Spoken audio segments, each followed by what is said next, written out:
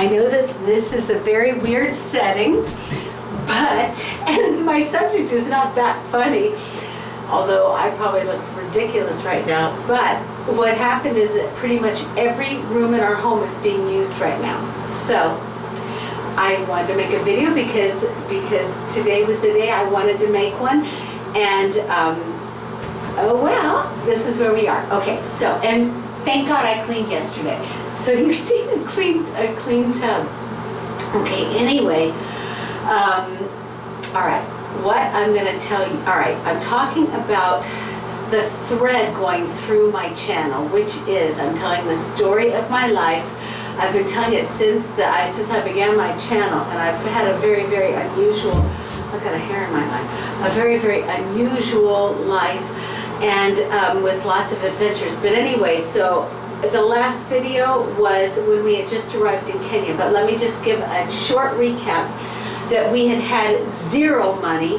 We knew that we were supposed to move to Kenya because Jose and I had made one trip there in 2004, and then right after that we knew we were going to move, and then a year later he went back and by himself and rented our place and everything. But right then all the SH, you know what I mean, kicked in, and all these things happened so that we were homeless at that time.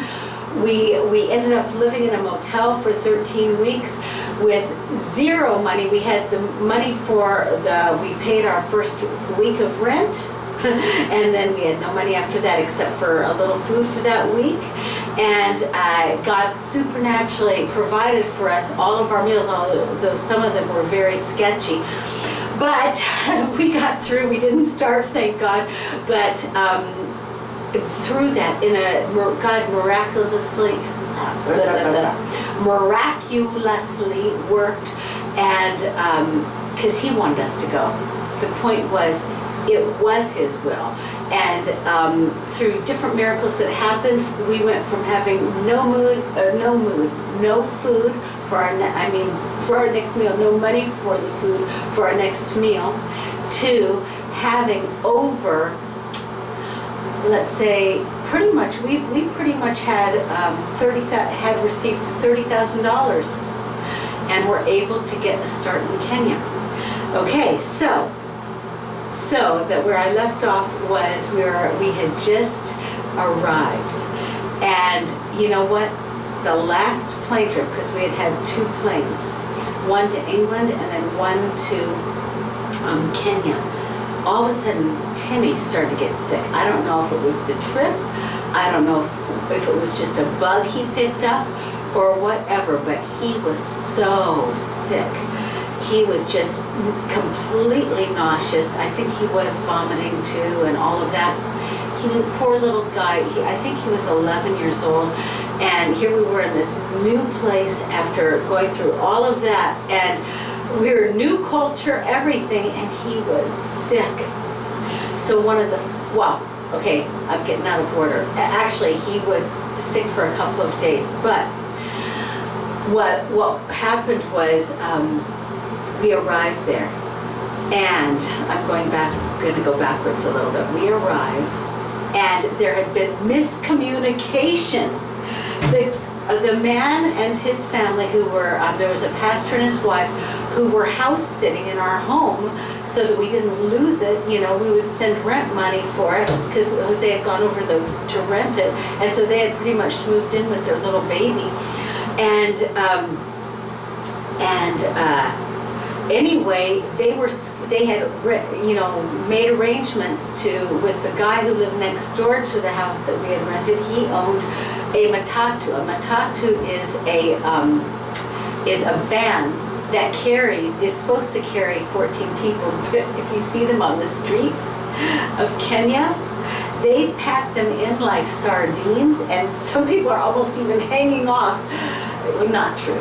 I mean, they wouldn't go that far, but it is so jam-packed that it's a little dangerous. But anyway, the guy who lived next door to us happened to own one, and so our pastor friend had rented, made arrangements, I guess, paid money for the use of it, and that we had sent, paid money that we had sent for them to pick us up. But the problem was, it was a miscommunication because there is a day change in there somewhere, and it was a miscommunication, and they thought we were arriving the next day. So we get there so excited. We step into our new land, and we just sat there with our suitcases. It was the middle of the night when we arrived, so we were pretty much the only people there, and we felt forsaken. It was terrible. The kids' first experience. I mean, Jose and I, that was okay for us, but they were so tired. It was a new culture, a new land, and we were sitting on our suitcases in the middle of the airport, an empty airport. And so then Jose was able to text him and all that kind of stuff, and they arrived. They felt so bad. But so we experienced our first home in the middle of the night, and we just kind of dropped in there. We had a little tour of the home, and Jose had rented something really nice for us because we were able to afford it because you can get stuff for a lot less money. And it had its own electric gate around it, and it was, it was big, it was nice, and it was big enough that we could have meetings there or whatever, and plus the other pastor, his wife and the baby lived there with us, and we were able to, it was really, really wonderful. And it was a lot of wonderful wood. So when we first saw it, we were really excited and everything, and we had sent the money to have beds made for us. So we had beds to lay our little heads on. And and then the next day, the pastor took Jose back to get our dogs because they arrived a day later than us.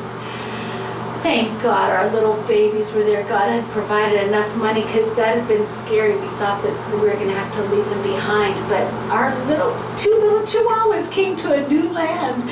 And the people there were very curious because it's not their custom to, treat dogs as pets. But a lot of our friends learned to love our little babies, although I think that they never got over the initial shock of that we would really consider these little creatures, a part of our family.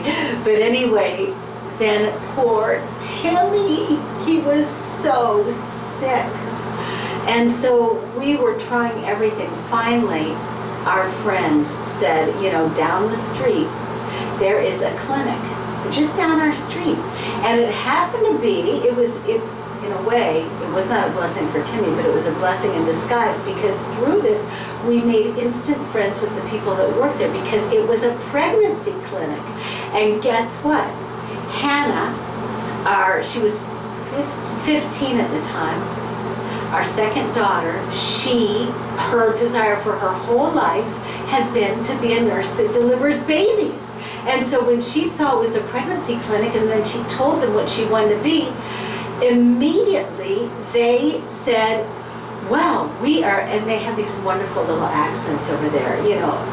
I wish I was good at doing accents, but it's kind of like a British accent, or they learned English with a British accent, but it's kind of tweaked, African style.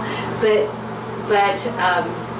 anyway, these people were so wonderful, and when they heard that, they said, whenever we have a day delivery, we're just gonna send somebody up the street and get you, and you can come and experience it. And during our time there, Hannah, little 15-year-old Hannah, got to experience the birth of 2 babies.